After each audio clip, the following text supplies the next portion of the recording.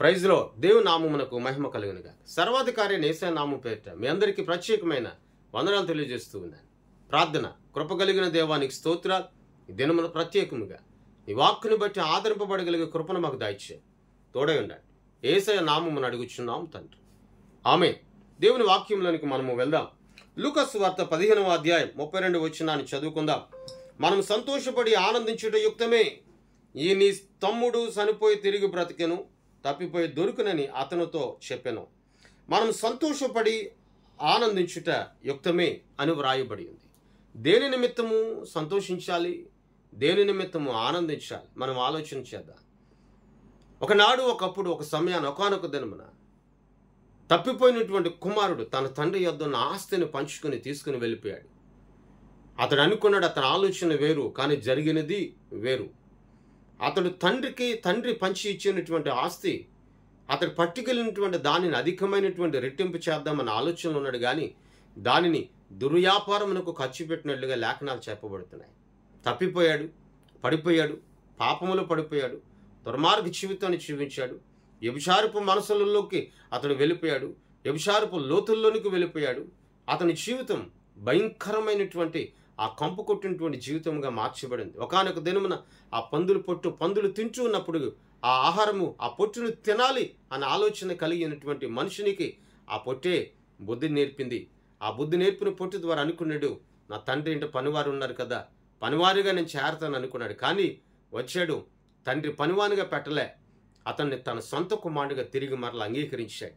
ఇప్పుడు దేవుని బిడ్డ ఆ తప్పిపోయిన కుమారుడు ఇంటికి వచ్చిన తర్వాత అన్నలో వేదన మొదలైంది, అన్నలో దుఃఖం మొదలైంది, అన్నలో దిగులు మొదలైంది.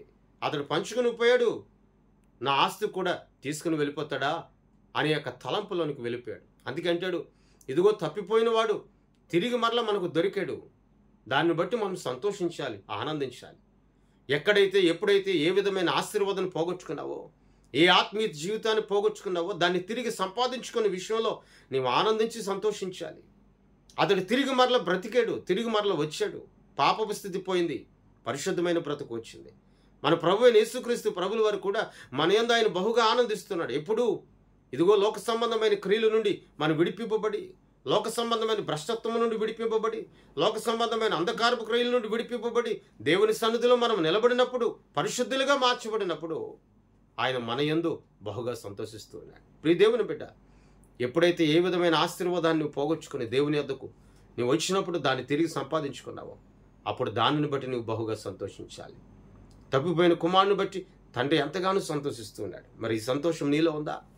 నీ బిడ్డల మాట వినలేనప్పుడు ఒకనొక సమయాన్ని నువ్వు ప్రార్థించుచున్నప్పుడు ప్రార్థన ద్వారా వారి మనసు మారితే, ఆలోచన మారితే, వారి దేవుని యొద్దకు వచ్చినప్పుడు వారిని బట్టి సంతోషించువా, వారిని బట్టి ఆనందించువా? తప్పిపోయినటువంటి ఆ వస్తువు తిరిగి మరలా నీకు దొరికినప్పుడు దాన్ని బట్టి ఆనందించువా? ఈ రోజున తప్పిపోయినటువంటి నీ ఆత్మీయ బ్రతుకు, ఆత్మీయ జీవితం, పరిశుద్ధ జీవితం, నీ చూపు, ఆలోచనల, తలంపులు అవి పరిశుద్ధమైనవిగా మార్చబడినప్పుడు దేవుని యందు నువ్వు సంతోషించవా, ఆనందించవా? ఈరోజు ఏ విధమైన మనసు కలిగదా? ఈ దేవుని బిడ్డ ఆనాడు తప్పిపోయిన కుమారుని గురించి తండ్రి ఎంతగానో సంతోషిస్తున్నాడు.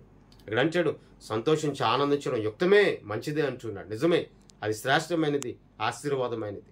ఒకవేళ నీ జీవితంలో తప్పిపోయినవి, పోగొట్టుకునేవి ఏమైనా తిరిగి నీవు సంపాదించుకుంటే దానిని బట్టి నువ్వు సంతోషించు. నా దేవుడు నిన్ను, నీ కుటుంబాన్ని బహుగా దీవించి ఆశీర్వదిస్తాడు. ప్రార్థన. కృపగలిగిన దేవానికి స్తోత్రాలయ్యా. ఈ దినమున ప్రత్యేకముగా నీ వాక్యము ద్వారా మేము దర్శింపబడి, నీ వాక్యము ద్వారా మేము ప్రభుదిగో తాకబడి, నీ వాక్యానుసారమైన జీవితము కలిగి నిలిచేడు కృప మాకు దయచేస్తున్నందుకు స్తోత్రాలు.